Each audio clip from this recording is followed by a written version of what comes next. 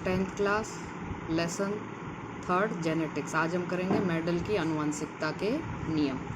Mendel की आनुवंशिकता के नियम में पहला नियम था प्रभाविकता का नियम।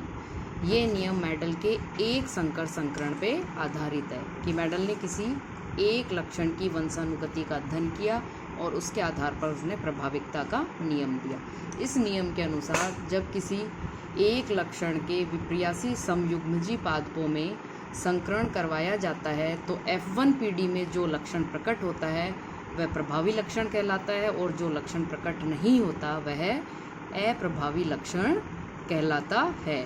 जैसे शुद्ध लंबे और शुद्ध बोने की पौधे की ऊंचाई का लक्षण लिया, समयुग्मजी पादप लिए शुद्ध लंबे और शुद्ध बोने।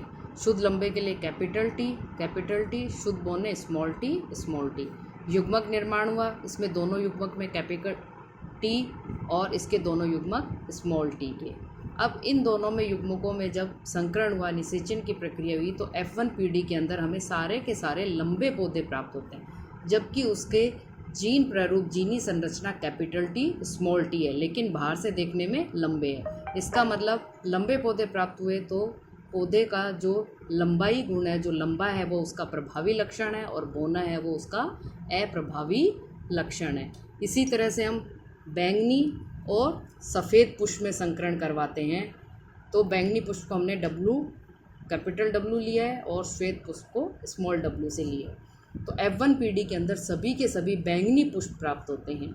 इसका तात्पर्य हुआ कि जो पुष्प का बैंगनी रंग है वो मटर के पौधे का प्रभावी लक्षण है और श्वेत पुष्प है वो उसका अप्रभावी लक्षण है। इसी तरह से गोलाकार बीज और झुर्रीदार बीज के अंदर संकरण करवाते हैं तो RR और स्मॉल RR। तो F1 पीढ़ी के अंदर सभी के सभी गोलाकार बीज प्राप्त होते हैं। तो गोलाकार बीज प्रभावी लक्षण है और झुर्रीदार बीज अप्रभावी लक्षण है। इसी तरह बीज पीले और हरे बीजों में जब संकरण करवाया तो F1 पीढ़ी में सभी के सभी पीले बीज प्राप्त हुए। इसका मतलब पीला रंग प्रभावी है और हरा रंग अप्रभावी है।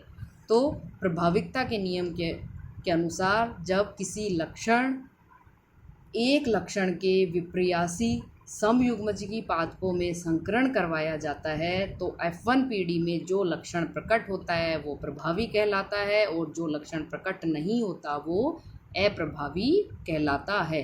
तो प्रभाविकता का नियम की परिभाषा और कोई भी एक उदाहरण लेके हम उसे लिख सकते हैं।